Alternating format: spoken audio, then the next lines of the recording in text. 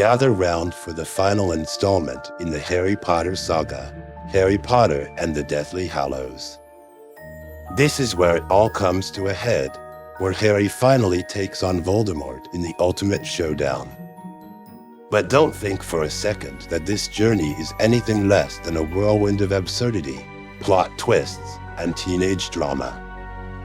If you thought the wizarding world was bonkers before, strap in because this ride's about to get bumpier than a broomstick in a hurricane. Let's dive in. We start with Harry stuck at the Dursleys yet again. By now, the only surprise is that they haven't tried to sell him on eBay. But this time, there's a twist. The Order of the Phoenix is coming to escort him to safety. They've got this brilliant plan that involves using Polyjuice Potion to create a bunch of Harry clones. It's like a really weird, magical version of the Parent Trap. Of course, this genius plan goes south when the Death Eaters ambush them. There's a sky-high broomstick battle, Hedwig bites the dust, and Mad-Eye Moody gets offed, because clearly no one told him it was his turn to wear the plot armor. Harry finally lands at the Burrow, the Weasley household, that's bursting with more chaos than a Black Friday sale. The gang's all here, preparing for Bill and Fleur's wedding. Because, nothing says let's get married like a looming Dark Lord. The wedding is a glittery mess of magic and melodrama, and it gets gate-crashed by Death Eaters, sending everyone scattering like cockroaches when the lights come on. Harry, Ron, and Hermione decide to ditch school and go on a camping trip to hunt Horcruxes. Because what better time for a camping trip than when you're on the run from the most dangerous dark wizard of all time? They don't have a plan, just a tent, a locket, and a lot of teenage angst. It's like Survivor, but with magic wands and less common sense. Their first stop is Grimmauld Place, Sirius's creepy old house, now their headquarters. They discover that one Horcrux, a locket, is in the hands of Dolores Umbridge, the pink-clad nightmare from Book 5. Hear the infiltration of the Ministry of Magic, which is now a dystopian nightmare run by Voldemort's cronies. They sneak in, grab the locket, and barely escape with their lives. It's like a heist movie directed by someone with a grudge against logic. With the locket in hand, our trio goes on a cross-country camping trip. They move from forest to forest, and if there were a magical Yelp, they'd give every campsite 0 stars. The locket Horcrux starts messing with their heads, turning them into moody, paranoid teenagers. Well, more so than usual. Ron, always the emotional rock, bails on them after a particularly nasty argument, leaving Harry and Hermione to fend for themselves.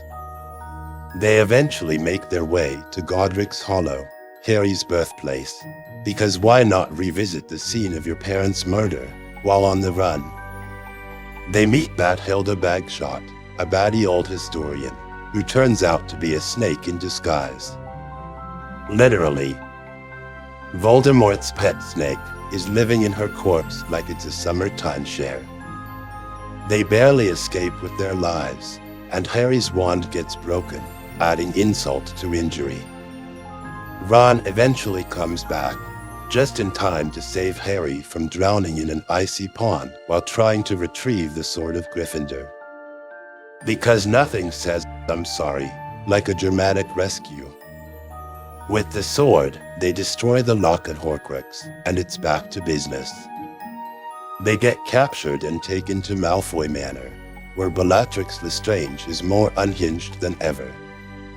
She tortures Hermione, while Harry and Ron are locked in the basement with Luna Lovegood, Dean Thomas, and a goblin named Griphook. Dobby the house elf shows up for a last-minute rescue, and they manage to escape, but not before Dobby takes a knife to the chest. And just like that, one of the most beloved characters bites the dust. Because apparently, No good deed goes unpunished. Our heroes regroup at Shell Cottage, where they hatch a plan to break into Gringotts, the wizarding bank, to find another Horcrux. They use Polyjuice Potion again, because why change a winning formula, right? The break-in is a disaster of epic proportions, involving a dragon and a lot of bad decisions. They escape on the dragon's back, because when in doubt, ride a dragon. Finally, they return to Hogwarts for the final showdown. The school's under siege, and it's up to Harry and friends to save the day. They find and destroy the remaining Horcruxes with the help of their classmates, teachers, and a lot of explosions. Neville Longbottom, who spent the series as comic relief, steps up and beheads Nagini with the Sword of Gryffindor, proving even the underdog can have his day. The final battle between Harry and Voldemort goes down in the Great Hall. It's a duel of epic proportions, filled with more dramatic speeches than an Oscar acceptance ceremony. Harry reveals that he's the true master of the Elder Wand, and Voldemort's own killing curse rebounds on him. The Dark Lord is defeated, not with a bang, but with a whimper. In the aftermath, everyone's picking up the pieces. The wizarding world is free from Voldemort's reign of terror, and Harry can finally live a normal life. Well, as normal as it gets, for a guy who spent his teenage years fighting dark wizards. He decides to fix his broken wand with the Elder Wand, and then breaks the Elder Wand in half, tossing it away like yesterday's news. Because who needs that kind of power, right? And there you have it, Harry Potter and the Deathly Hallows, a roller coaster of magical mayhem, teenage drama, and the ultimate battle of good versus evil.